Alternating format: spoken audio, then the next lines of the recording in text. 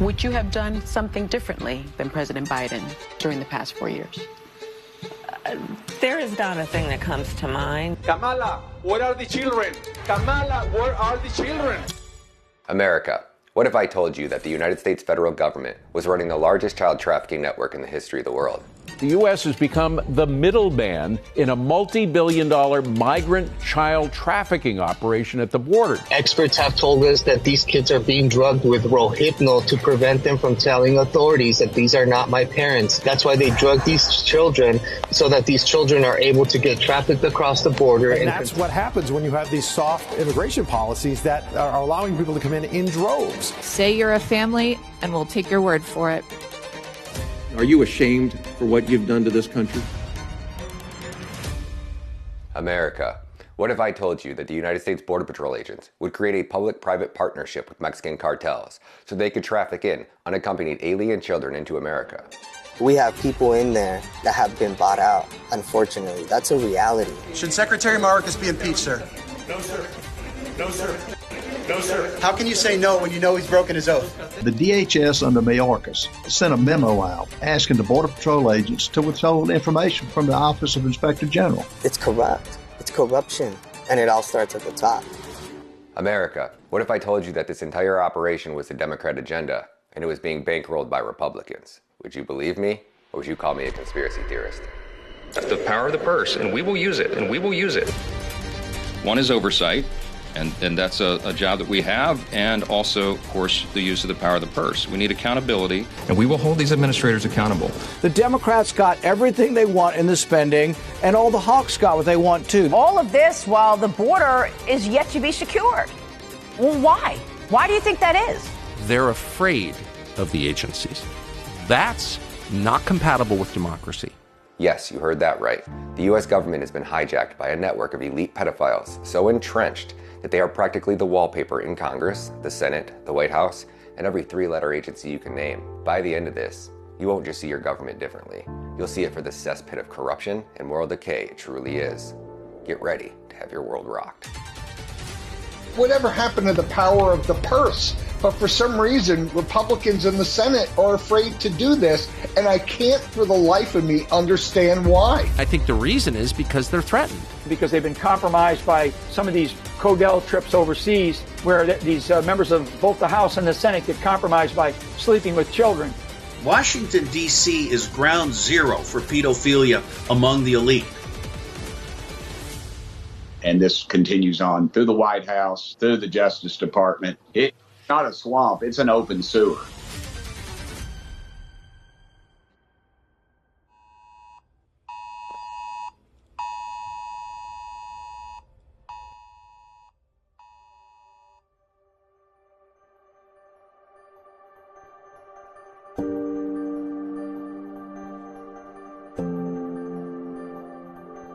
Everyone in this room knows what an Amber Alert is. We all get them on our phones, right? This is when a child has been kidnapped. And we are so concerned in this country about children who have been kidnapped that we have something called an Amber Alert, notifying all of us that there is a missing child. 85,000 children missing, migrant children missing in the United States, is the same thing as 85,000 Amber Alerts.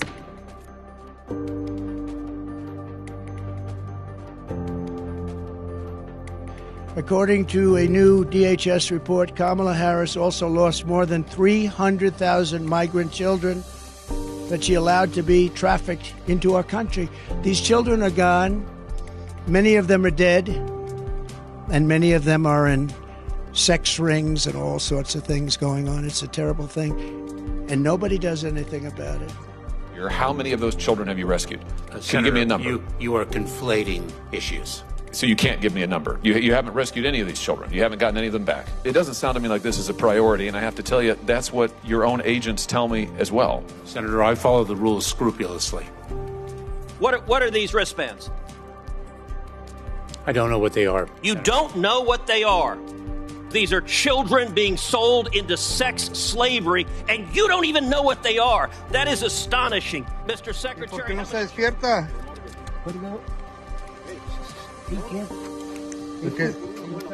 This kid is drugged. Look at that. Wow.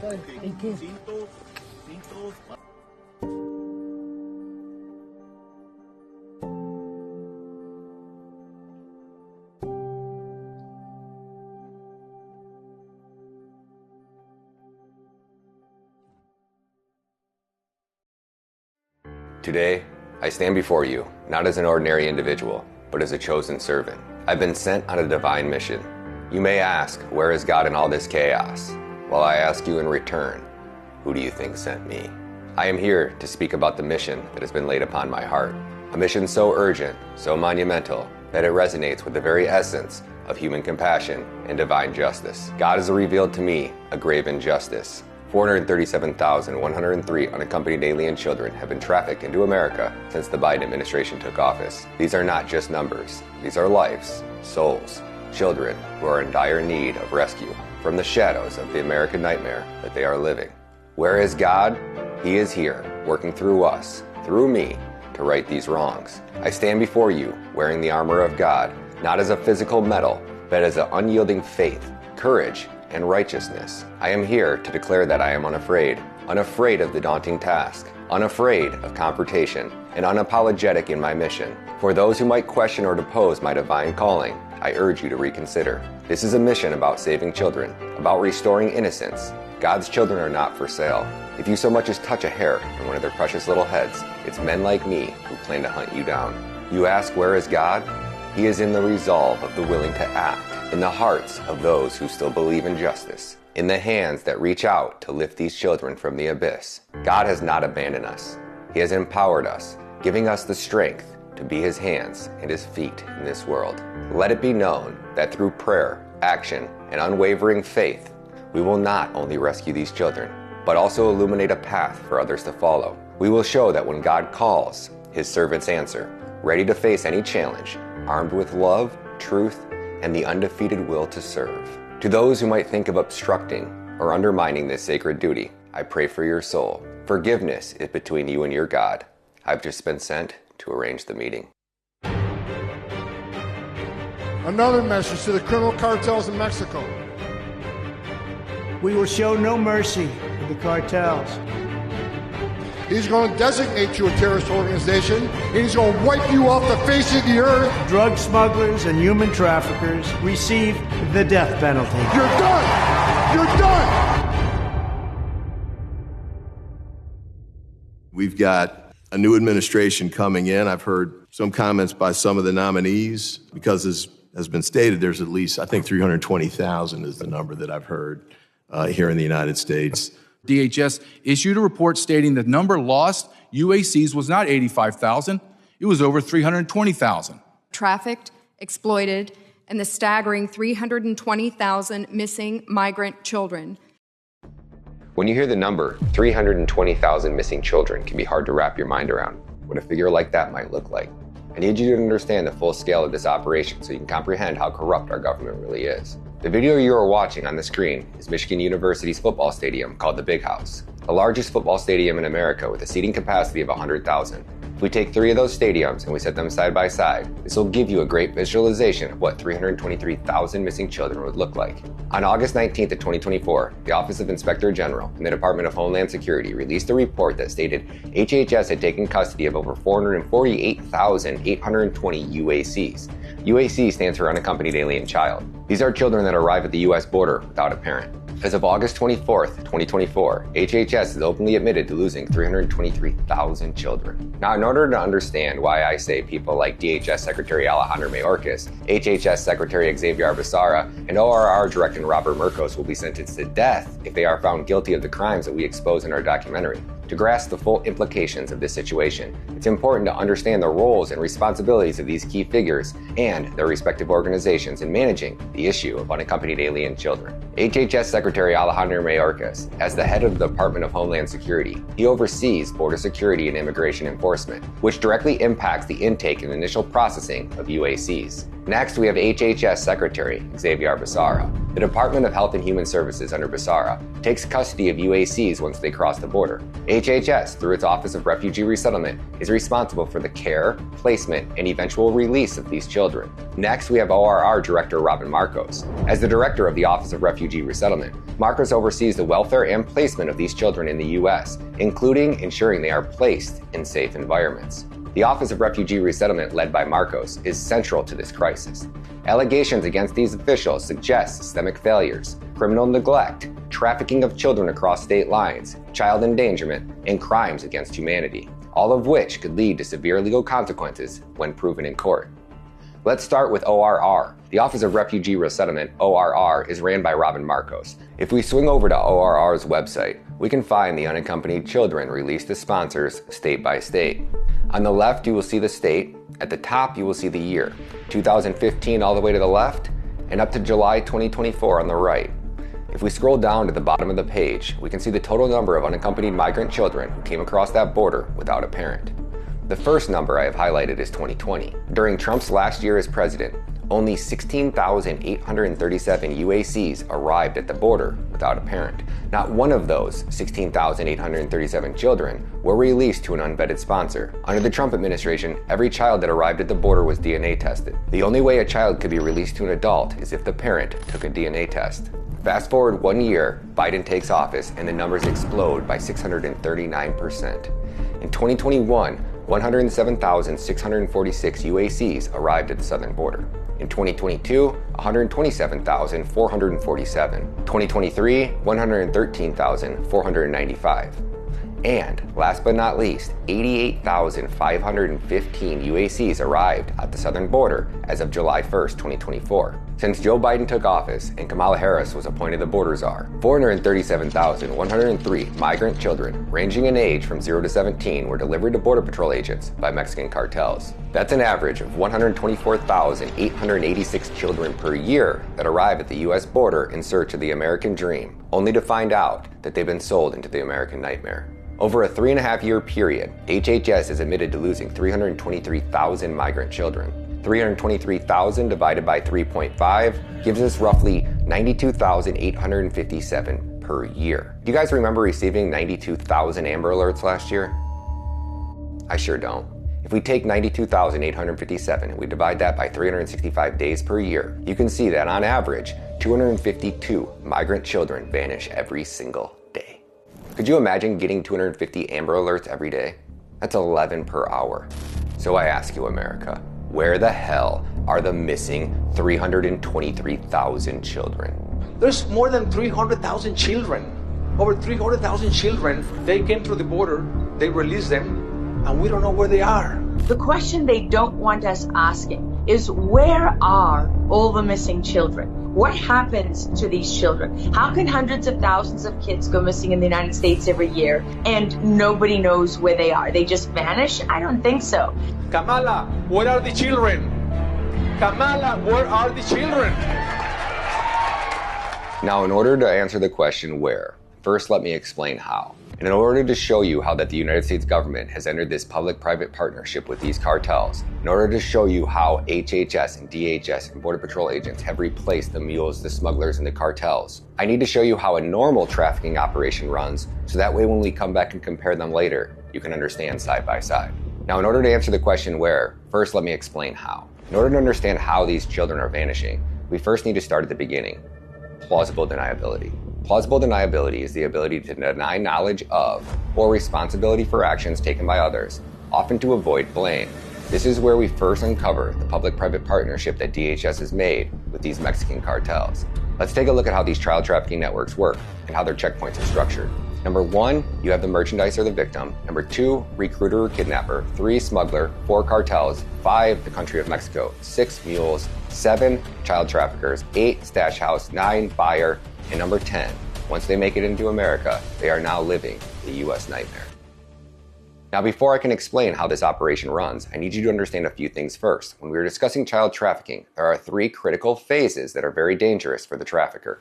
Phase 1, and the least dangerous of all, is gaining possession of the child. This is the initial step, which might be the least risky, but sets the foundation for all subsequent exploitation, involving acquiring the child. Now, these methods can include kidnapping, which is forcibly taking a child against their will, coercion, which is manipulating or deceiving the child or their family into compliance. And number 3 is buying, purchasing the child from an impoverished family or directly from other traffickers. Now, phase 2 is the second most dangerous part of the journey for the child trafficker, and that is smuggling the child across the border. This is the second most perilous leg of the operation for the trafficker due to the risk of border patrols, detection by authorities, and physical challenges of moving individuals across the nation's boundaries. Phase 3, delivering the child or the merchandise to a buyer in America. This phase tops the list as the most dangerous for the trafficker. It involves navigating through local law enforcement, potential witnesses, and a complex network of distribution, all while avoiding detection in the country with extensive surveillance and legal consequences for human trafficking. Let's talk about one example of how these traffickers get these children out of third world countries. In impoverished villages of third world countries, traffickers, aka or recruiters, employ deceptive tactics to coax family members into relinquishing their children.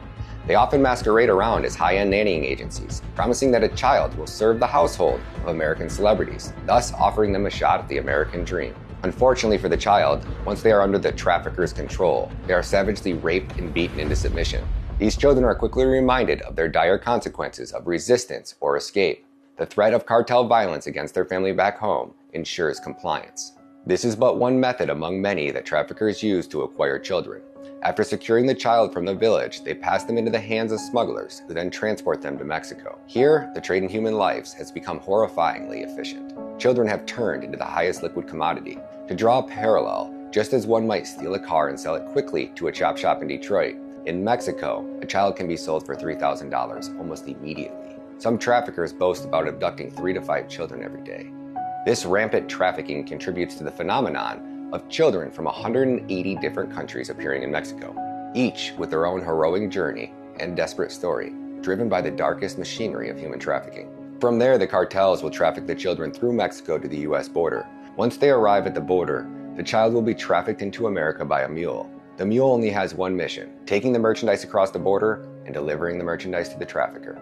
Once the trafficker has the child in the United States, he will take the child to a stash house. A child trafficking stash house refers to a location used by human traffickers where children or minors are temporarily held during the process of trafficking. Children are often kept here after being moved from one place to another, especially if there's a need to change transportation, await payment, or further instructions. Sometimes these locations are used for direct exploitation, such as forced labor or sexual exploitation. Traffickers will use these houses to maintain control over their victims, often through physical enforcement, psychological manipulation, or threats of violence.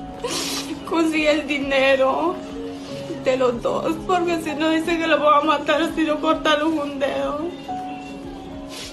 Once the payment for the child has been confirmed, the child trafficker will complete the most dangerous leg of the journey, delivering the child to a buyer in America. After that child is delivered to a buyer, there is less than a 1% chance that that child will ever be seen alive again. Now that you understand how normal child trafficking networks work, what do you think that network would look like if we turn those Border Patrol agents into mules, HHS employees into child traffickers, stash houses into NGOs, and we found a way to legally buy off or compromise local law enforcement? It would look like the world's largest child trafficking network sponsored by the United States government and funded with US tax dollars. But don't take my word for it. It is government-sponsored, taxpayer-funded child trafficking. They were being trafficked with billions of taxpayer dollars by a contractor failing to vet sponsors and process children safely, with government officials complicit in it. The federal government is the last-mile delivery for human trafficking, that they're being trafficked through Mexico, and the federal government and the federal taxpayer then picks up the last-mile delivery in human trafficking. Have you ever seen a video of cartels bringing their drugs over to the border wall and dropping them down to Border Patrol agents? No, me either. U.S. Border Patrol released this nighttime video of a border wall drop-off. And then moments later, you see another. The smugglers can be seen then running away. U.S. authorities rescued the children. Turns out they are sisters from Ecuador, just 3 and 5 years old, and the girls are now safely in U.S. custody. Why would a human trafficker go through all the trouble of kidnapping a child, trafficking the child through Mexico, just so they could turn the child over to local law enforcement at the border? The answer is they would never do that. But yet, you could simply search YouTube, cartel drops child over border wall, and you can see 50 plus videos in a matter of seconds. This means that it happens consistently. We got an unaccompanied minor right here, guys. This is heartbreaking right here. ¿Vienes sola, verdad? Ahí viene tu mami y tu papá. papita en el cielo? ¿Y tu mami? You'll never see them again. They featured in the documentary yesterday, that little girl. It was the one little girl in the video that you just saw her face. Yep. We literally rescued that kid. We pulled her off to the side and we took her to the Border Patrol, only to then be mistreated like if we were doing something wrong by Border Patrol. It's crazy. Meet Anthony Aguero. You might recognize his face from the recent James O'Keefe documentary called Line in the Sand. Or you might recognize his work that was featured in both of our documentaries, What is Treason #Trafficked and What is Treason #Invaded. Both films are available for sale at www.thisistreason.com. There are a couple of documentaries that are out there about what's happened to over 300,000 children who have crossed the borders, the open borders, and they have been sex trafficked. These documentaries cost a lot to make, so there is a charge to watch them, $10 minimal, but still expensive for some. Is there anything that you can do to make these documentaries more widespread and available? Well, that's good. That's a good point. After premiering my first two documentaries, What is Treason #Trafficked and What is Treason #Invaded, it hit me. Locking these films behind a paywall isn't just un-American, it's counterproductive to our cause. How can we save these children if their stories aren't reaching every corner of the nation? That is why I've decided to foot the bill for this next film out of my own pocket. No partners, no strings attached, so I can give it away for free. We are talking about a production cost somewhere between $25,000 and $50,000. I know how tight money is for everybody, especially living in the Biden-Harris America. But if you can so much as skip a cup of coffee, even just a small donation, it would mean everything. Every dollar you chip in will be plowed right back into producing my next documentary. You can donate directly by going to my personal GiveSendGo at www.givesendgo.com/Operation Amber Alert. Now, if you'd like to go a step further and you are interested in becoming a part of history, join me on Locals as a monthly supporter and become a crucial part of my journey as a documentary filmmaker.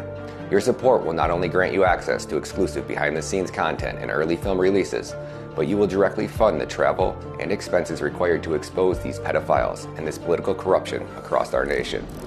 Let's uncover the truth together. Sign up today and be a beacon for change in the world of documentary filmmaking. Look, they're sedated. They are sedated. Look at them.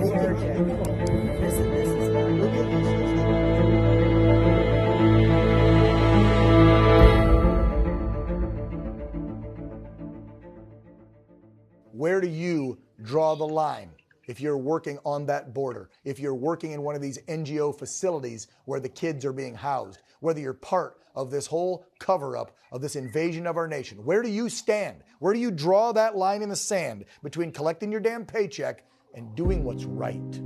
To me right now, it's the kids, man. I've never seen the situation over the kids like I've seen it these last 4 years. It's just gruesome. And it's just turned me into, it's just woken up a different side of me, especially that I have kids and I'm seeing them. And then I go back to the border and I see these kids and it's like, shit, bro, like. Well, explain that. How did that interaction go down? We arrived with the child and I remember being a smart ass back with the guy. I told him, I'm sorry to cuss. I said, I'm fucking doing your job. The least you could do is be fucking nice, appreciative. It's on footage. He was pissed off that we were like, hey, get back. I'm like, dude, she's a little girl, bro. Like, she looked like she was 10. Tiny. You guys were walking up and basically delivering somebody. The Border Patrol agents weren't getting out, like you just said. They were mad at you for rescuing a child. And then we gotta also think, there's children that have been through the border multiple times. There's kids that literally get recycled. They come across the border and they get in with the trafficker because they didn't complain. They just, yes, my dad, my uncle, caretaker, Poof.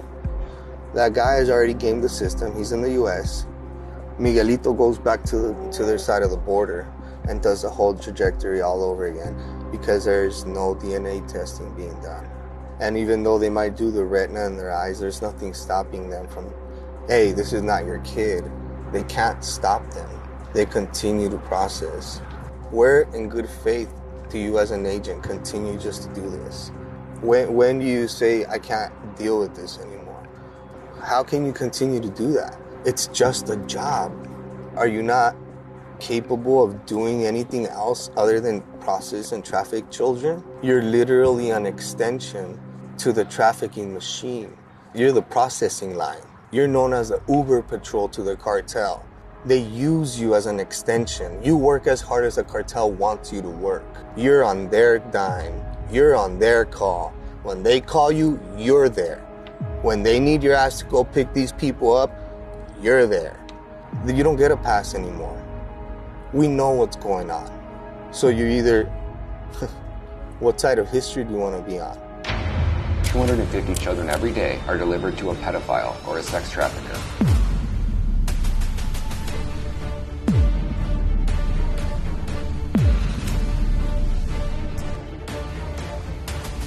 Biden administration says bring America to its knees by disrupting completely the immigration system as it stands today. This took a lot of prior planning, and it started back in the Obama days. And there's one thread that's continuous from Obama all the way through to Biden, okay? Alejandro Mayorkas. The man has been training for decades. He knew how to surgically tear apart our immigration system. We used to have 23,000 Border Patrol agents to handle the entirety of the southern border. We're down to under 15,000. And we can't keep up with attrition, retirements, with people just quitting because they just can't handle what they're seeing anymore. We have a record number of entries this country's never seen before. Child trafficking for sex, for labor, or for organs. Adult trafficking, male and female trafficking at record high levels. The FBI, who we can't trust with anything. When illegal aliens commit homicides and crimes, they don't even count it. And this network has been going on this entire time. These children are getting delivered to a vetted sponsor. You said that you were on vacation, and now you're moving this small child to the airport. I thought you were on vacation. And then these children are running away from that sponsor. Yeah, they're trying to escape. I don't have a feeling. What do you mean? I don't feel sad. I don't feel mad. I don't feel happy. You can't ask any questions about the sponsor. You can't look into it. You can't investigate. You just release them to wherever they're going to go. There's no ID check. Right. Why weren't there ID checks? If I was going to go here, I can't talk to anybody. And that's where our responsibility ends. They're using WhatsApp, and they're texting somebody that's supposed to be the sponsor, and the sponsor is submitting them identification. It's overwhelmingly obvious that ID is fake, and they're being told that their job is not to investigate. Smuggling humans has become more lucrative than smuggling drugs. You can sell a drug once, you can sell a human 5-6 times for decades. They had started with 2 Airbus 320s or 360s, I forget what model is, but they're about $350 million. Today, 4 years later, they have 17. Their company's worth billions of dollars now. And pilots have said that they've taken the same migrant back home 14 times. Couldn't get any worse. Our government has now taken over the most 2 dangerous legs of the journey for the child trafficker, and they've turned our government into the largest child trafficking network that the world has ever seen. A child comes to their custody, and that sweet, innocent child sees a man in a green uniform, and that is the last authority figure that they see before they're delivered into the American nightmare. And these children are chained in basements, and they're raped 7 to 10 times a day if they're lucky. Those are the good ones. Yeah. The bad ones, it's 30 to 40 times a day. Alejandro Mayorkas. This man is a mastermind. He's a chess player. When he's sitting before Congress, he is the smartest man in the room. He has no reason to fear anybody in that room. All he's got to do is sit there with a smirk on his face and keep repeating the same old lie. We're executing the plan. And the plan is to completely flood America with so many illegal aliens in this country that at one point or another, and by the way, who are they going to be loyal to? Let's strip away the euphemisms and face the stark reality. Those children that are being hoisted over the border wall like packages, they are not seeking refuge. Each child is a commodity, a transaction in human flesh. They're a commodity. So human life, human beings are a commodity to these ruthless smugglers, and we know exactly the tactics of these people. And for them, it's just a profit. My understanding is that you went to the southern border. Now, you're saying that you're going to give people facts. What did you take away from that experience, and what kind of reporting are you going to be bringing back from that experience? I'll tell you a fact I took away. I talked to the head of all the border guards down there, the head of the union. I asked him straight up, kids are coming over the border with numbers written on them, phone numbers and addresses. Do we check those out? He said, well, we call them. Is it possible that we're sending them into known prostitution rings or sweatshops? He said, it's not possible, it is absolute. We are using American tax dollars to ship children into known prostitution. Thanks to the system engineered by Alejandro Mayorkas and Xavier Becerra, these kids are prepared for delivery. The Department of Homeland Security, under their watch, mandates that these kids, once in custody, get processed. The cartels, they're not just aware. They are orchestrating this like a well-oiled machine. Every unaccompanied alien child crossing that border comes with a label, not unlike a price tag. Some might have name tags, others badges, or the more brazen ones just have a piece of paper pinned to their shirt. What's on this paper? The names, addresses, and phone numbers of the adult sponsor. But let's call it what it is, the buyer's details. Border Patrol agents, following protocol, log this information into the child's file, labeling it as their sponsor. But in the dark underworld of human trafficking, these sponsors are the buyers and the end consumers in this grotesque market. So what does this mean for the cartels? No more need for risky smuggling operations or hiring coyotes. They've gamified the system, pinned the buyer's information on the child, and immigration policy does the rest. It's a conveyor belt of exploitation where the children are delivered, not to safety, but into the hands of those who purchase them. This isn't just a failure of policy. It's a blueprint of human trafficking, sanctioned by the very system it's meant to protect. This isn't just a public-private partnership. It's a well-oiled machine of human trafficking with layers of plausible deniability that would make any criminal empire proud. Here's how it works. Border Patrol agents get a child pre-labeled with sponsored details, which is just a sanitized term for buyer. They then pass the child off to HHS, which is Health and Human Services, signaling they've got a package ready. HHS, ever efficient, calls in an NGO, which is a non-governmental organization, not as a savior, but as a delivery man. The NGOs, under the guise of humanitarian aid, pick up the child, delivering him to an HHS intake facility. For 2 to 14 days, the child is in this initial intake process. But what's really happening, HHS is now formally recognizing the buyer as the sponsor. The vetting process begins, but let's be clear, this isn't about safeguarding the child. It's about ensuring the transaction is clean. Once the sponsor passes their quote-unquote qualified check, HHS, with clinical detachment, hands the child back to the NGO. The child, now just cargo, moves from the intake facility to a long-term care facility also ran by the same NGO. This isn't care, it's a stash house where the child is kept until the buyer's paperwork is in order. Finally, when HHS gives the green light, the NGO, with chilling precision, arranges for the child's delivery. They're unifying children with random people here in the United States from a piece of paper that the child has turned in to Border Patrol. That defies belief. HHS wasn't just an agency. It was at the nerve center of the largest child trafficking operation in history. Despite raising case after case of trafficking, HHS ORR leadership and the contractor allowed children to be trafficked on their watch. I could not believe that a federal government agency is using billions of taxpayer dollars to place vulnerable migrant children into the hands of sponsors with criminal history, gang affiliation, to whom many are not even their parents. HHS employees, under the guise of child welfare, engage in what essentially amounts to vetting buyers for human commodities. We never saw sponsors face to face, and fake documents were rampant. When we questioned documents, HHS ORR leadership said, "You're not a fake ID expert, and your job is not to investigate the sponsor. Your job is to reunify the child with the sponsor." This isn't about mismanagement or oversight failures. It's about deliberate, government-sanctioned mechanisms that use the guise of child protection to facilitate trafficking on a scale previously unimaginable. We were Googling IDs from Texas, IDs from Minnesota, IDs from Tennessee, and we would have to figure out if that in fact matched that ID that they were turning in. That is how crazy it was. There was no training at all. There was no system that would, and I'm sure there is, because if we all have an ID number and they scan your ID anywhere you go or they input your information, I'm sure 100%. It tells them that they're where we live or whatnot. We didn't have anything like that. We were getting copies of a copy of an ID. That was us doing fingerprints and background. My name is Mayra Moreno, and I am not representing anybody. I'm not representing the government or the company. I am only talking about what I witnessed and my personal experience. So you've received no training. You're then verifying documents that these sponsors Legal documents. Legal documents.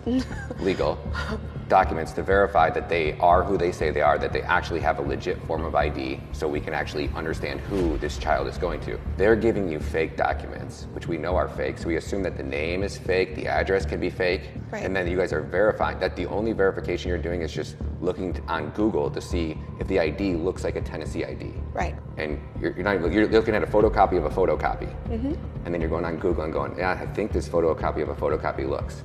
That's the extent of the background check that is done. Right. What and about then when you're doing, when you're verifying their home, that's what I was gonna ask. Everything was through like Google Maps, Google Earth, and MapQuest. And so you would input the address, and then you would see a house. Sometimes you would see a building. Sometimes you would see a hotel. That was us verifying that in fact they did live there. Not until Deborah was the first person there that found child trafficking. Deborah or Debbie informs Tara and another federal employee who go to the microphone where we're working at, and they make an announcement. And they said, everybody, go to your computer, open MapQuest or Google Earth or whatnot, punch in this address. And everybody's punching the address. And they said, okay, now click, and everybody did. And then you just hear like people gasping because it was a strip club. That the address, we were sending people to like a motorhome complex, and then right next to it, it was a strip club. And they had already sent multiple children to that address. These are apartment buildings that are right by Andy's Golden Salon. And what we've heard is Andy's Golden Salon is actually like a sex ring. By the time I had left, 329 children and counting were being sent. 319 children. Why wouldn't it stop though? Why would you not? Meet Deborah White, HHS whistleblower. She was originally stationed at the Pomona Fairgrounds, one of the initial child migrant intake centers. She was thrust into the heart of this operation, giving access to multiple databases. Deborah didn't just stumble upon discrepancies, she uncovered the systemic nature of this trafficking network. When I presented this case and I said, we have 329 children that have been sent to either 6111 Gulf Freeway or 6113, they basically said, Deborah, what you're showing us here is like speculation. And I'm like, well, 329 kids, I don't think that's speculation, like that's fact, it's in the portal. They said, well, ethnic groups, kind of gather together. So a lot of times, I'm like, it's not physically possible to house, a garden apartment has maybe 12 units? I was like, you can't house 329 kids in 24 units, right? Because it's two buildings, 6113, 6111, right? I'm at a location of 3600 Telephone Road and Betty Street. You're looking at a location here where we have reports of unaccompanied alien children have been sent to this location over the last 3 years. The number is over 500 children sent to this home here and the adjacent commercial building, which is a catering hall for parties. You can see the big fence here, this high 13-foot fence here or so that's been put up recently. You can tell it's new. It's got cameras on it. And what you have here is some cargo containers now used for storage. You see multiple goes all the way to the back.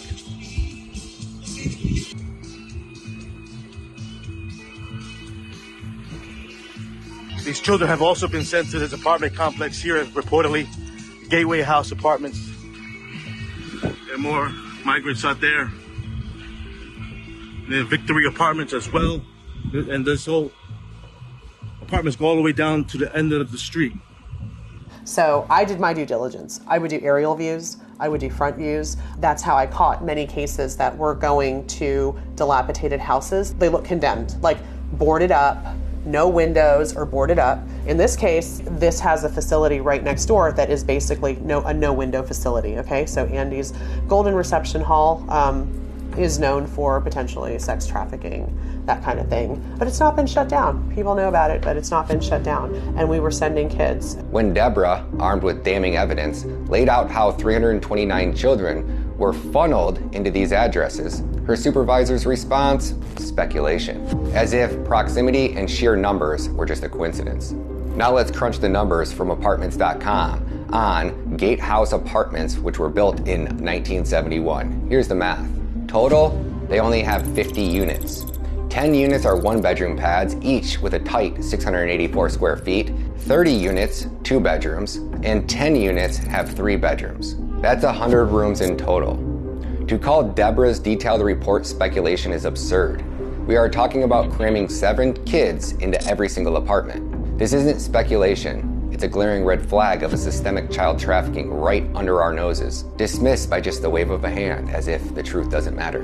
But the story gets worse. One of those quote-unquote children that got delivered to that address was a 40-year-old woman posing as a 17-year-old child. This is a 17-year-old. Oh, dear God. This is a 17-year-old. How does that get through? And if that gets That's through, what I said. How did it get through? How many 26-year-olds get through? Right, exactly. Exactly. Tons and tons exactly. and tons because they know. Yeah. Just us, we had like my God. 43. We had like 43 age redeterminations, which means they gave us fraudulent birth certificates. This wasn't just happening at one facility. It was the modus operandi at HHS intake centers nationwide. At Pomona Fairgrounds, Deborah dealt with 43 age redetermination cases before she left. Adults posing as children to gamify the system with audacious deceit. This is where we cross the line from negligence to outright criminal intent, from child welfare to child trafficking. What types of documentation were you guys being told to accept? Like, this person's coming from Guatemala, so he probably doesn't have a U.S. birth certificate or a U.S. passport or a passport at all. Their country passport. Oh, they don't have an ID. Okay, whatever from their country. So now I was revising documentation that was not from the United States. I mean, I grew up here. I'm familiar with our paper, our IDs and all that stuff.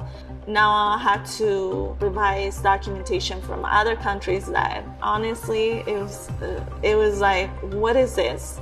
Wait, so you just said any document, so it could be a birth certificate from another country? Yes. No photo on that? There's no photo in birth certificates.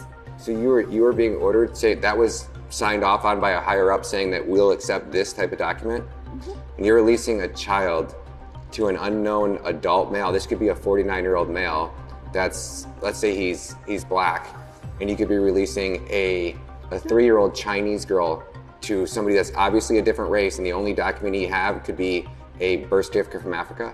Yeah, or even a notarized letter, which... A notarized letter? Which is like, I don't know the notary. I mean, over here, I know in America, we have our regulations with notarized documents and stuff. And even like that, sometimes there's issues, right? Now you're dealing with notarized. I can get you anything from notarized other for $50. countries that, exactly. My best friend she's certified.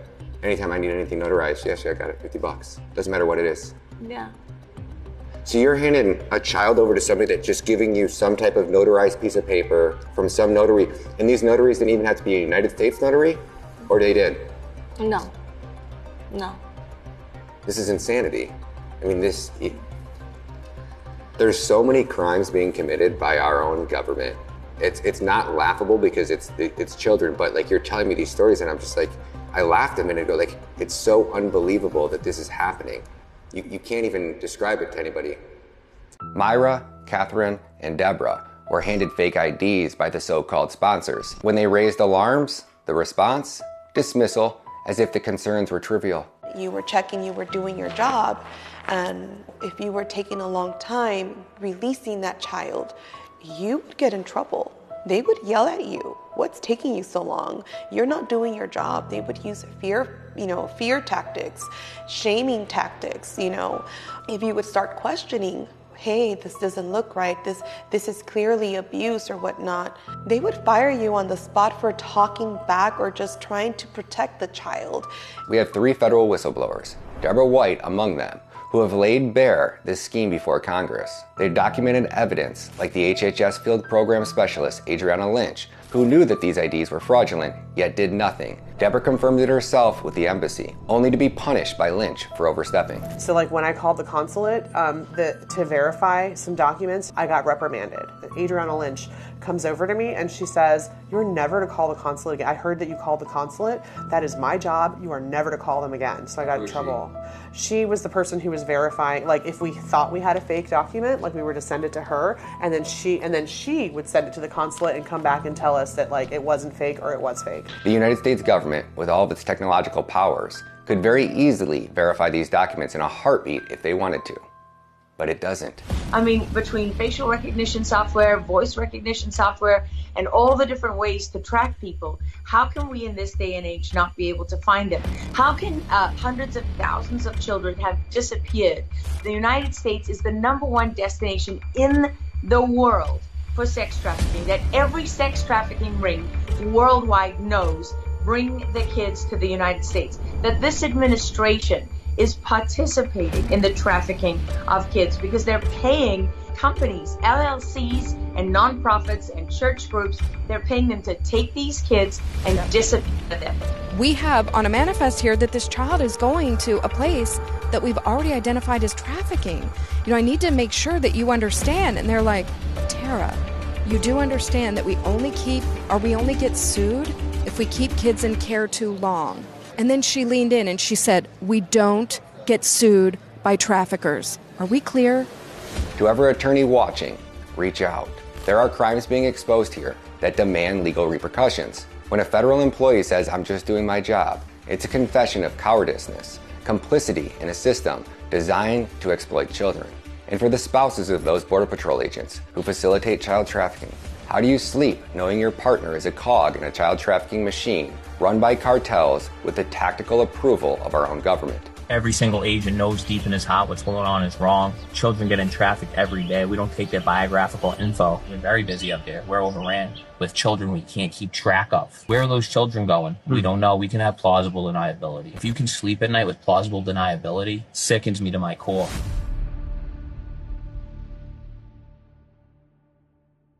At HHS, we follow the law. Employers and companies should do the same. HHS is proud to do our part in the critical work to care for unaccompanied children. We have a dedicated team of professionals at ORR who oversee their care and placement with vetted sponsors. I hold our team and the entire department to the highest standard to ensure we are delivering on our mission to provide care that is in the child's best interest.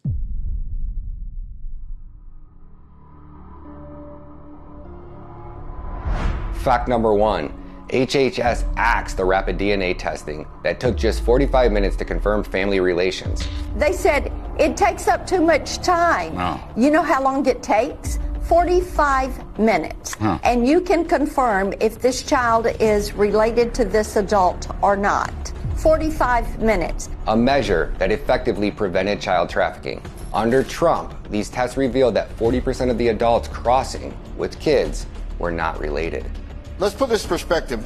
When I was ICE director under President Trump, we did Operation Matador, a gang enforcement operation on Long Island. We arrested just short of 500 gang members, most of them MS-13.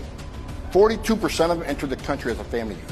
So the family units there's some valid family units that come across that border, I get it, but a lot of the family units aren't even family units. Under the Trump administration, we did DNA testing. What's the first thing the Biden administration did? Killed DNA. We don't know how many families are actually families. So children are being trafficked. Fact number 2, HHS engineered a database trifecta designed to stymie proper vetting of sponsors. Deborah, through sheer determination, cross-referencing these databases, uncovered the delivery of 329 children to one complex. Her reward? A dismissive pat on the back, followed by revoked database access for all, ensuring that the system obfuscation continued. This is why kids were handed over to men living at strip clubs. HHS ORR and Cherokee Federal, the prime contractor, created a quote-unquote strike team to remove children faster, ignoring warnings that came from case managers that children were being trafficked. As a certified project manager and contracting official, I could have ensured that the contract terms and conditions were upheld, but my offers for help were repeatedly rejected. Fact 3. Case managers at HHS were using Google like fortune tellers, vetting undocumented sponsors with zero training, speed over accuracy, question too much or work too slowly, and you'll find yourself escorted out by security during shift change. A spectacle of intimidation to keep the workforce in line and silent. It's not like they did it very privately. They would come with security and they would tell you, get your things, you're leaving, you're fired. Don't make a scene because it's not going to look good on you. Out of the blue, you're working and you're doing your job, and then you see security coming with this other person, and they pretty much escort you out of the facility, and that's very humiliating. Fact number 4. When supervisors were alerted to men with fake IDs applying to sponsor, they didn't fix the system, they weaponized it. Caseworkers who tried to verify IDs were punished or shown the door in humiliating fashions. There are good people that are working on these sites and working at HHS, but they're terrified to come forward. They have seen examples made of people that come forward. So this is a department that is rotten from the top. To the core. And again, the question is, how far down does it go before you just get to the people who just want to keep their heads down and are terrified of, the snakehead at the top?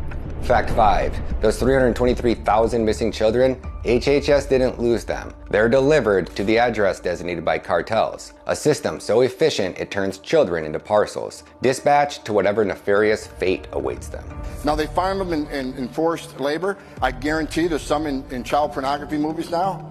These children are a captive victim population with no access to law enforcement or knowledge of their rights.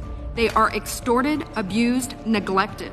This isn't just gross negligence. It's deliberate, government-sanctioned child trafficking mechanisms designed to exploit the most vulnerable under the guise of care. When you make the promises this administration's made that you can cross the border, you won't be detained, we'll give you a work authorization, and guess what? ICE can't arrest you because you sit here illegally. When you make those type of promises, the most vulnerable people in the world are going to put themselves in the hands of these cartels to be smuggled across the border.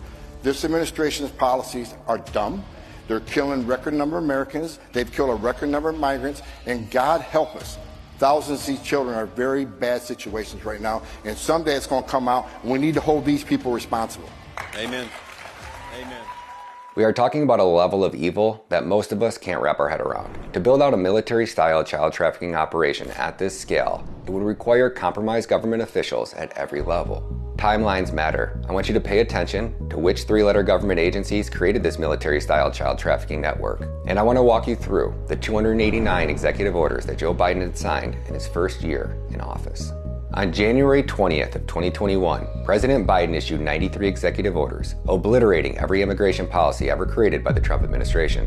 On January 20th of 2021, President Biden issued Executive Order, further entrenching the unlawful Deferred Action of Childhood Arrival program, also known as DACA. With his actions, President Biden directed the Secretary of Homeland Security, Alejandro Mayorkas, in collusion with the Attorney General Merrick Garland, to preserve and fortify DACA, signaling to illegal alien children that his administration supports amnesty and that illegal aliens need not fear coming to the U.S. or worry about immigration enforcement. February 6th of 2021, Secretary of State Anthony Blinken suspended and began to terminate procedures for the Trump administration's asylum cooperative agreement with El Salvador, Guatemala, and Honduras. These agreements ensured that aliens seeking asylum could do so in countries closer to their home country and in other countries other than the United States. Now pay attention to this date, America. On March 30th of 2021, a couple months into this administration, every member of Congress could see the writing on the walls. So on March 30th of 2021, the Office of Refugee Resettlement, ORR, took drastic action to expand detention space to house unaccompanied alien children in so-called influx care facilities, often used in unlicensed facilities that lack child welfare or experience. In March, April, and May of 2021, ORR expanded capacity to house another 23,849, including 10,000 at Fort Bliss. DHS was also holding children for a longer period than allowed by law, which is 30 to 40 days. And because the flow of these UACs across the border outpaced Health and Human Services' ability to vet adults who care for the children. When I say that this is by design, this is what I mean. So now here we are on March 31st of 2021. We have laws in place and policies in place to protect the children. There were so many children coming in that the policies that we had to protect them were getting in the way. because of the volume of children that were coming across in the last 4 years. And a part of that, HHS and DHS joint statement of termination of this agreement, and this is from March of 2021, my brothers and sisters. This was a policy decision to step away from the strict means by which these children were monitored and controlled. And what it was replaced with was this sponsor care agreement. There's nothing to this. It's 3.5 pages, 2 pages of nothing that the criminal networks can easily take advantage of. So on March 31st of 2021, the Department of Health and Human Services, HHS, Office of Refugee Resettlement, ORR, issued guidance rolling back requirements for background checks on adults in the households of UACs. So what that means is, prior to March 31st of 2021, every person that lived in a household had to have a background check. Because they couldn't complete all of those background checks in time to make sure that the child was safe, they intentionally removed them. This is criminal America. Do you think our military played a role, America? On April 30th of 2021, the Biden administration canceled further wall construction, which is being led by the Department of Defense. June 16th, 2021, Attorney General Merrick Garland rescinds the Trump-era decisions in matter of AB 1 and AB 2, thereby expanding asylum eligibility to include gender and domestic relationships as central social groups, reverting to policy under matter ARCG. October 29th, 2021, DHS Secretary Alejandro Mayorkas terminated the Migrant Protection Protocols, known as the MPP, or Remain in Mexico. November 29th, 2021, the Biden administration formally created a program that included alternative to detention, plus parole, resulting in the catch and release for hundreds of thousands of aliens into the U.S. interior after they were encountered at the border. 338,000 aliens were released in fiscal year 2022 alone under this program. Now, this next part I want to be crystal clear. This is a Democrat agenda. It's being bankrolled by Republicans. I want to show you the timeline on how the Democrats put this agenda in place, and then it was Republicans who took control of the House on January 20th of 2023. Since then, they have had the power of the purse. Since then, they have had all of the evidence they needed to use their oversight powers to shut this down. Do you remember when Republicans told us, the power of the purse, and we will use it. Use the power of the purse to stop funding it. Because you know what? If you fund it, you own it. That's why we have to look at the power of the purse. We have to look at the appropriations process. One is oversight, and that's a job that we have, and also, of course, the use of the power of the purse. We will use the power of the purse and the power of the subpoena to get the job done. That body, which stands for election every 2 years, to be the body closest to the people deciding how we spend the money. So we have to exercise our authority, the power of the purse, to limit what the federal government, what the FBI and the Justice Department are doing to the American people. And that we use the power of the purse that was given to us to do our job. That the Congress has a responsibility. We have the power of the purse. This is not using the power of the purse. This is abdicating the power of the purse. Where everyone is on Mike Johnson is it's all about his actions, because he's really good at talking. He's great at talking. He's not good at acting.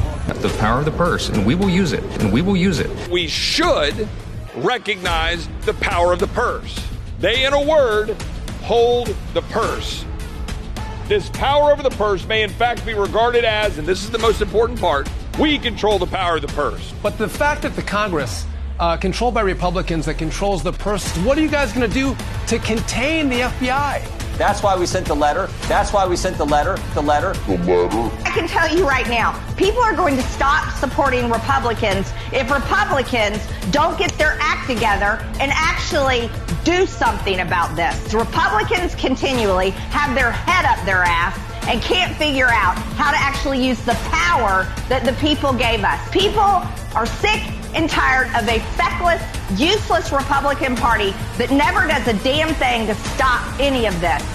So we got to keep talking about it. We got to pass legislation if we can to deal with it. And then we have to look at the money, the appropriations, and say, how can we direct these funds? How can we better position these funds? What can we do to stop this from happening in the future? On February 25th, 2023, so about 45 days after Republicans took control of the House, The New York Times published a report that said alone and exploited, migrant children work brutal jobs across the U.S., arriving in record numbers. They are ending up in dangerous jobs that violate child labor laws, including factories that make products for well-known brands like Cheetos and Fruit of the Loom.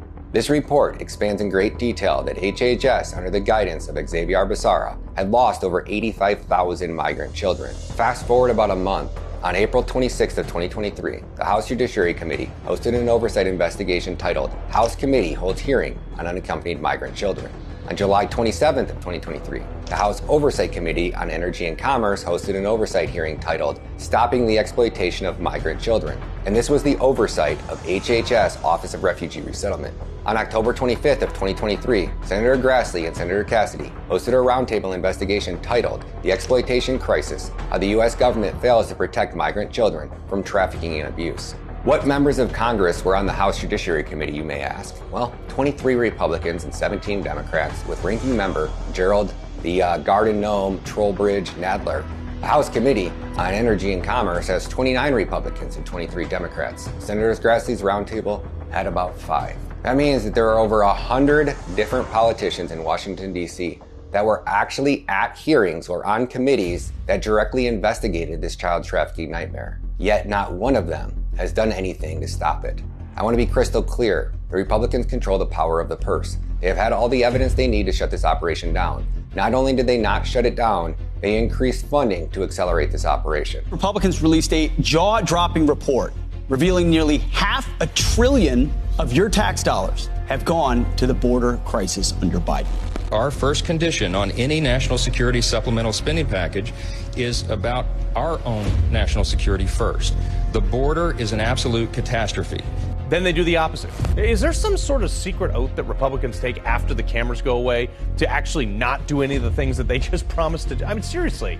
Mike Johnson, he's the uniparty speaker now. He's about to commit his third betrayal today of the American public. The first betrayal was an omnibus bill. And this omnibus bill that just passed, they're getting the biggest payday of their lives. We're talking billions and billions of dollars through HHS, and DHS will then be handed over for this whole processing operation. It's a staggering amount of money to move a staggering amount of people. And basically what happens is Border Patrol turns over illegal aliens to these NGOs, and the NGOs provide them with onward transits wherever they need to go. What you expose with these NGOs, which is all paid for by tax dollars, by your tax dollars. It's the U.S. government and NGOs and charities such as Catholic charities that are basically financing and facilitating this. We exposed it. We're calling on Congress to defund it, to make this activity illegal for NGOs to participate in it. When we dive into the murky waters of NGOs linked to this government-backed child trafficking operation, the numbers are staggering.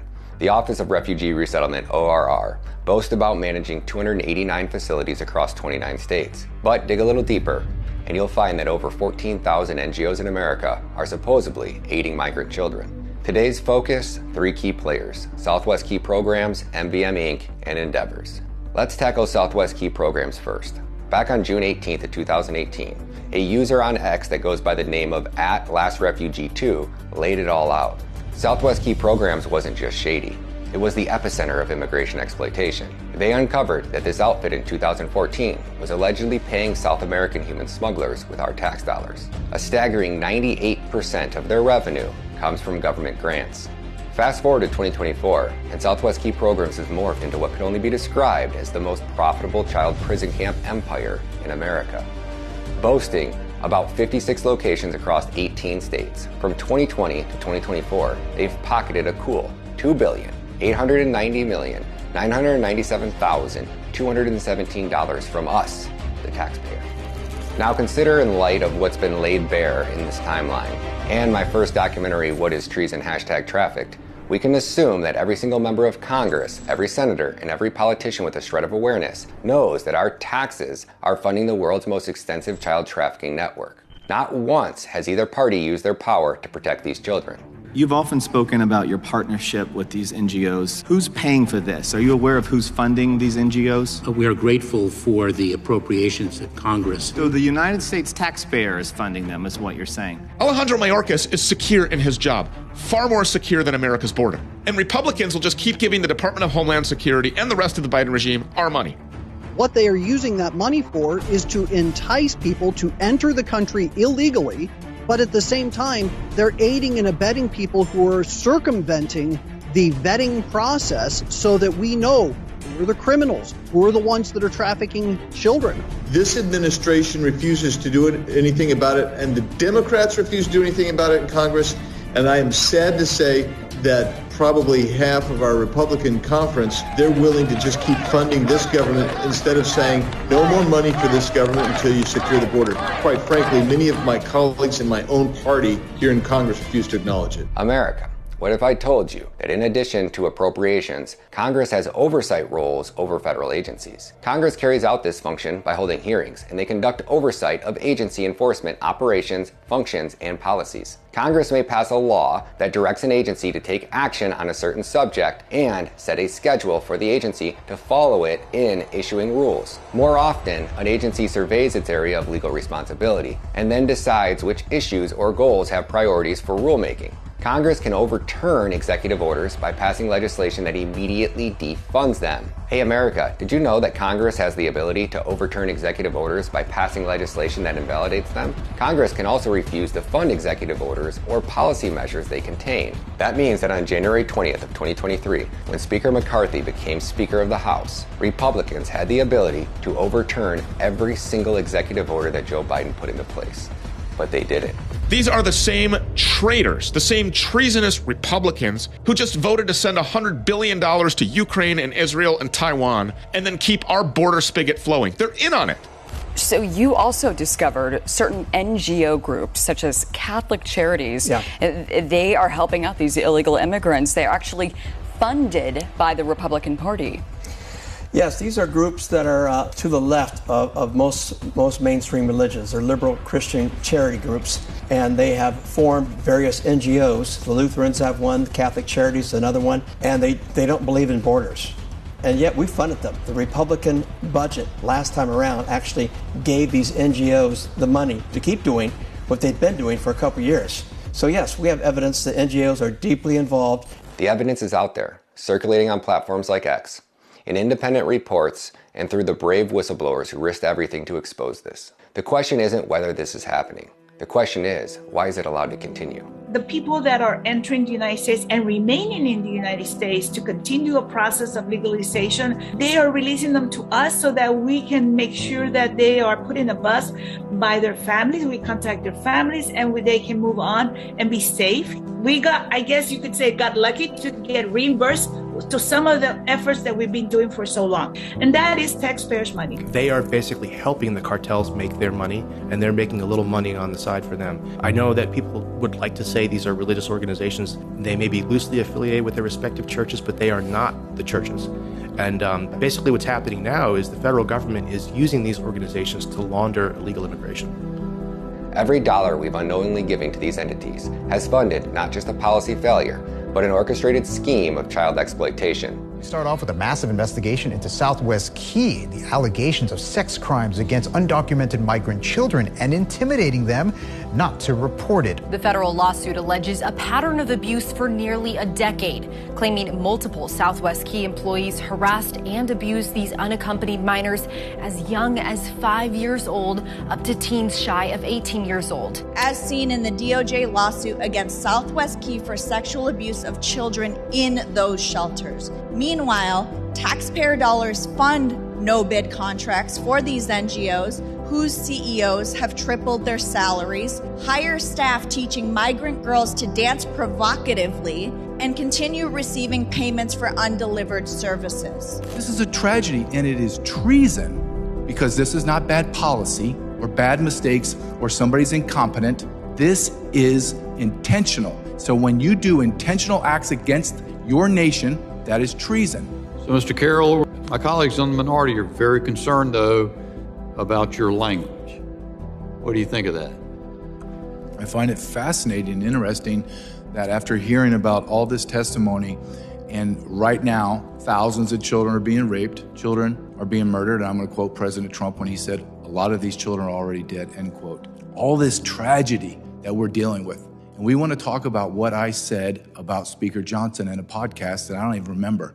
And I'll be glad to talk about Speaker Johnson and him funding NGOs to the hilt. I would love to talk about that as well. So let's play a game. Deep state Republican versus deep swamp Democrat. You tell me who gave more money to the NGO, and then tell me how much more on a percentage basis. We have 3 NGOs, Southwest Key Programs, MVM Inc., and Endeavors. Who do you think gave more money to Southwest Key Programs? Was it A, the world's greatest stock trader, Nancy Pelosi, or was it B, the man who watches porn with his son, Speaker Mike Johnson? Well, if you guessed Speaker Mike Johnson, you nailed it. From 2020 to 2022, under a Democrat-controlled House, Southwest Key Programs received $1,147,957,960 in federal grants. From 2022 to 2024, when Republicans controlled the power of the purse, Southwest Key Programs received $1,743,039,257 in federal grants. When Republicans controlled the power of the purse, funding for Southwest Key Programs increased by $595,081,297. That's an increase of 35%. If you are enjoying this game, do me a favor, smash that like button and share this video. Now let's talk about MVM Inc. You know, the CIA contractor who used to run Black Ops missions for the DoD during the Iraq War? Well, before the war drums even stopped beating, MVM Inc. was awarded the first contract to traffic migrant children for the Biden administration. Who do you think gave MVM Inc. more money? NASDAQ Nancy Pelosi or Mike OnlyFans Johnson? Well, if you guessed Speaker Johnson, you nailed it. From 2020 to 2022, MVM Inc. received $227 million in federal grants. From 2022 to 2024, MVM Inc. received $788 million in federal grants. When Republicans controlled the power of the purse, funding for MVM Inc. increased by $561 million. That is an increase of 71.3%. Last but not least, we have Endeavors. If you'd like to learn more about Endeavors, follow Hernando Arce on X. He calls their facilities the American Replacement Centers. Who do you think gave more money to Endeavors? Was it Hide the Hammer Pelosi or strongly worded letter Jim Jordan, Speaker Johnson? Well, if you guessed Hide the Hammer Pelosi, you were wrong. From 2020 to 2022, Endeavors received $11,092,415 in federal grants. From 2022 to 2024, Endeavors received $115,888,931 in federal grants. When Republicans controlled the power of the purse, funding for Endeavors increased by $104,796,516. This is an increase of 91.5%. When Republicans officially took control of the House, there were roughly 85,000 unaccompanied alien children missing in America. All of the evidence was there and it was overwhelming. Today, 323,000 unaccompanied alien children are missing. That means roughly 240,000 additional children have been lost by HHS because the Republicans failed to do their job. Are you okay with this, America? How many cowards in the conservative journalist space have interviewed these scumbag Republicans and continue to bring them on their podcast, the do-nothing, strongly worded letter Republicans, and not once do they ask them about these children? It's time we wake up and we demand accountability, because in this story, the villains are those who we've entrusted with our governance, our tax dollars, and most tragically, the safety of the world's most vulnerable.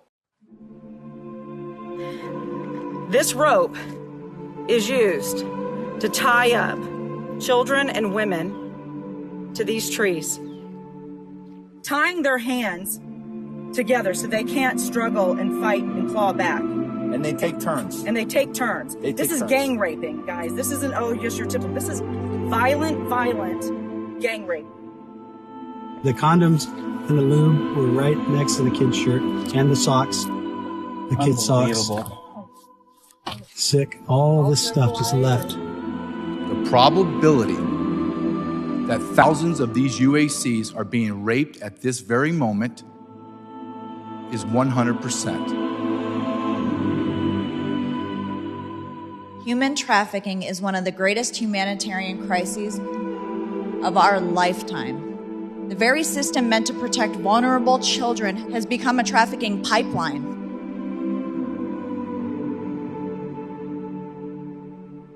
Children, boys and girls, are being sold for sex.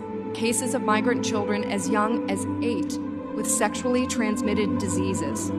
8 years old.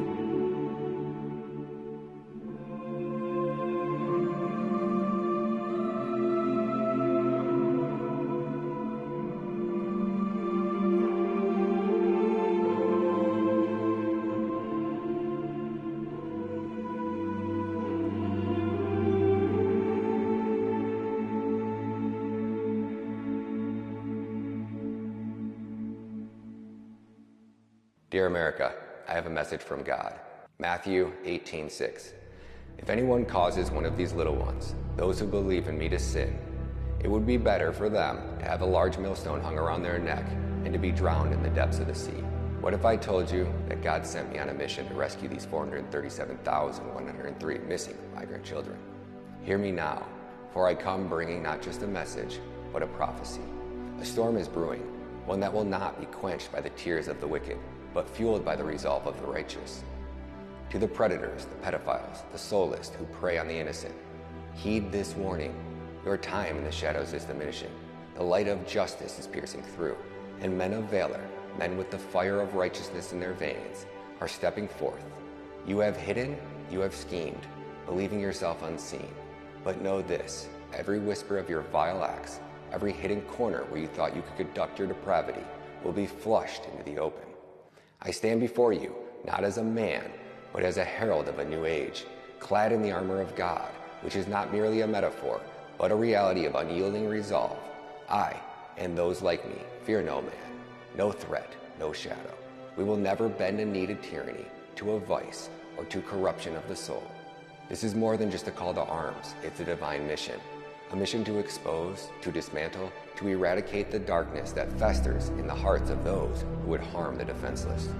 There is no corner of this earth, no depth of the web, no sanctuary of the night where you will find refuge.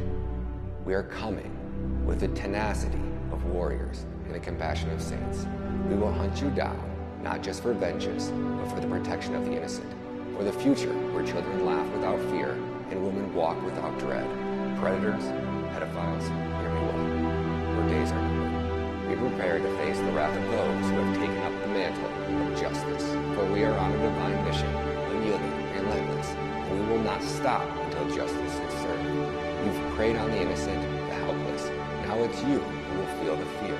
There will be nowhere to run, nowhere to hide. Your names, your faces, and every ounce of your pathetic existence will be exposed. We are God's army, and we are coming for you. May God's justice be done on earth as it is in heaven. Amen. I don't know if you noticed, but her braces are donated by friends of mine too. Really? We're making, no one leaves here without a beautiful smile. Ah. Yeah. Ladies and gentlemen, I stand before you not just to share a story, but to ignite a spark of compassion, a flame of action in each of our hearts. I want to talk about men like Bob McDonnell, an American patriot whose heart beats for humanity beyond borders. Bob McDonnell, a man whose life's mission has led him to the streets of El Salvador, not for personal gains, but to combat one of the darkest trades on earth, human trafficking. In my travels across this vast country, investigating the grim realities of child trafficking, I have witnessed the despair and the hope, the darkness and the light. Amidst the many organizations I've encountered, there is one that stands out, a beacon of true safety and rehabilitation, Mikasa Kids, led by Bob McDonnell.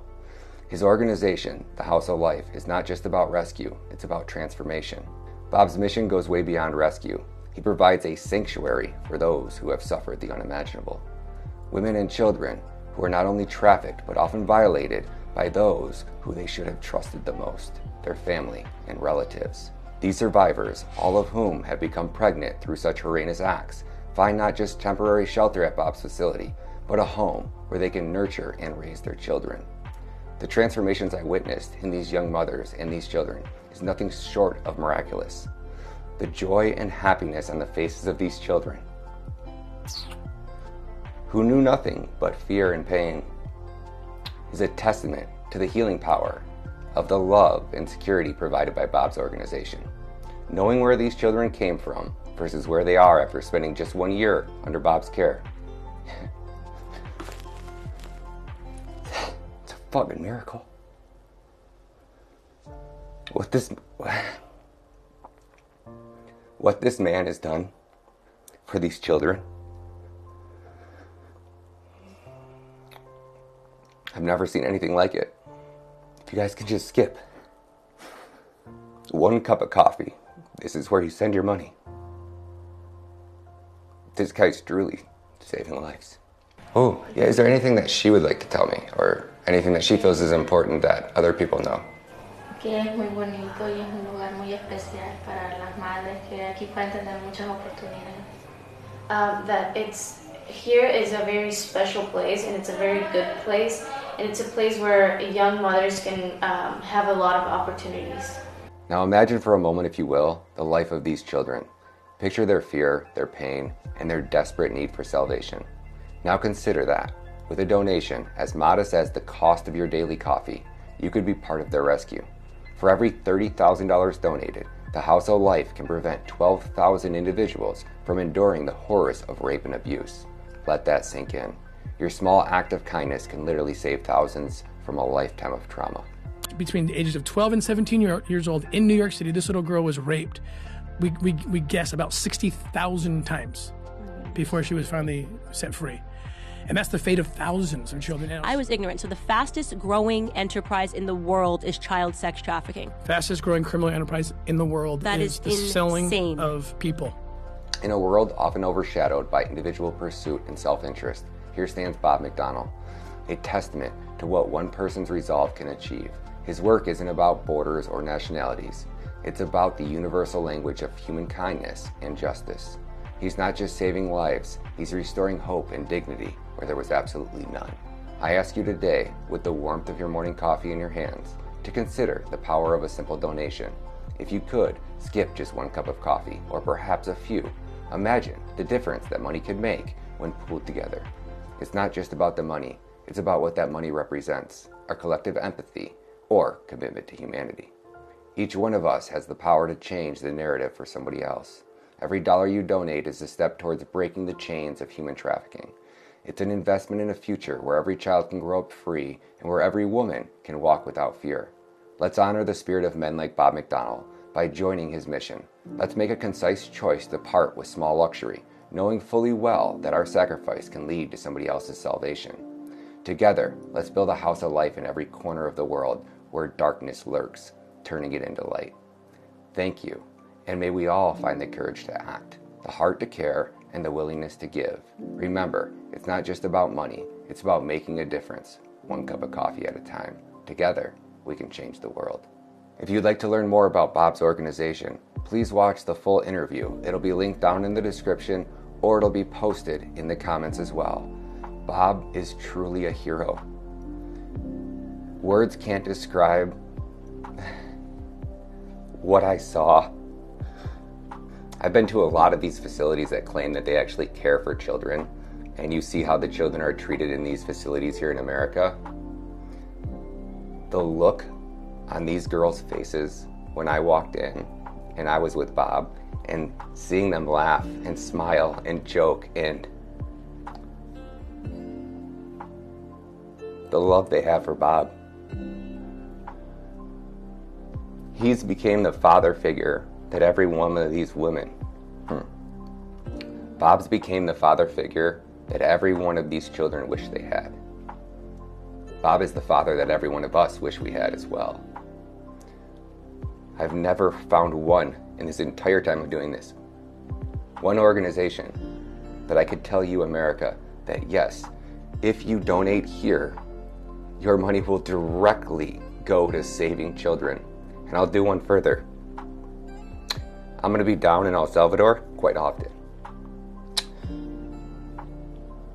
So I'll show you where your money's going. Please consider watching the videos down below in the description. This man's really saving lives. The QR code you are looking at here on the screen is Bob's PayPal. Bob also has Venmo, and he also has donation links directly on his website. We have got him set up so no matter how you'd like to donate, he can accept your donations. PayPal, Bitcoin, Venmo, and I believe a GiveSendGo. All of which will be right down below in the description. $5, guys. This isn't America. Bob doesn't need hundreds of thousands or millions of dollars. He needs $30,000 to bring in another 6 girls off the street. He already has the girls waiting. He just needs to secure the funding. I promised him that we would do it. So help me.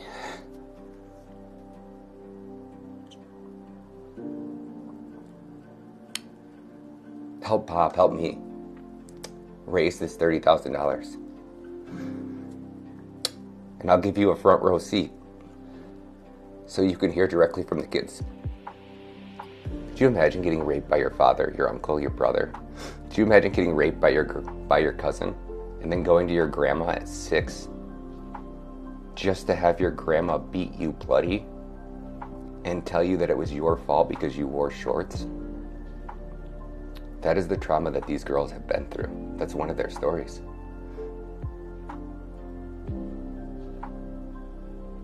And the joy that I've seen on these girls' faces, I'll show you. God bless you guys. Are you ready to stand for justice and all the values that define our nation? On our website, thisistreason.com, we have a petition for the implementation of the death penalty for child rape in all 50 states. We are on a mission to gather 10 million signatures from American patriots just like you and deliver them to President Donald J. Trump. Let's send a message to the pedophiles in Washington, D.C. Demand that the federal government ensures the death penalty is implemented across all 50 states for any adult over the age of 21 who rapes a minor child who's under the age of 17. Make your voices heard. Your signature on this petition will be a direct message to President Donald Trump, advocating for decisive action. The time to act is now, America. Your signature could be the one that tips the scale. Join us, make a difference, and let's show our commitment to upholding the law. Sign the petition today at thisistreason.com.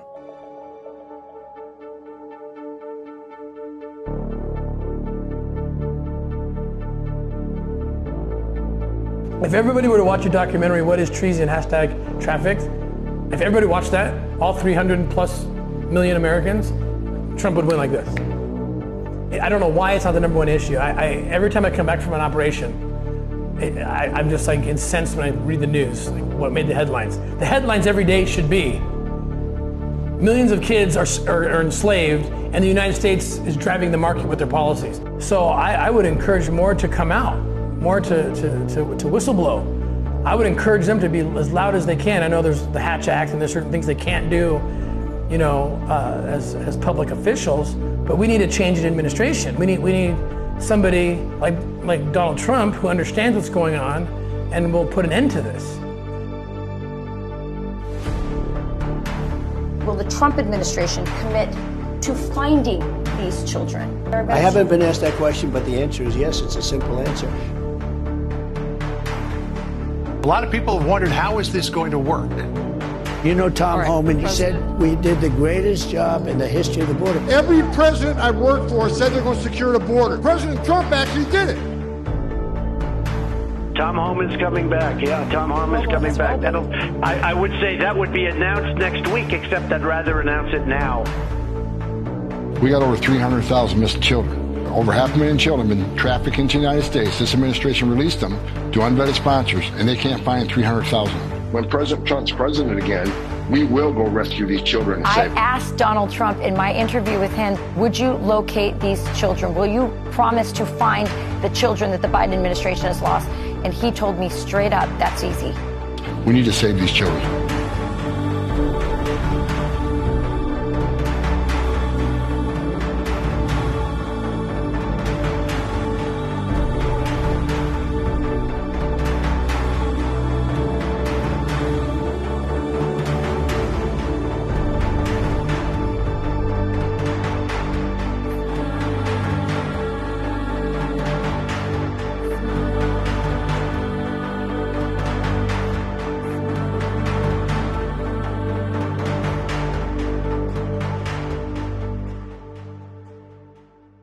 Everybody on Locals has been asking, what do I get if I become a paid member to your Locals, Ryan Meta?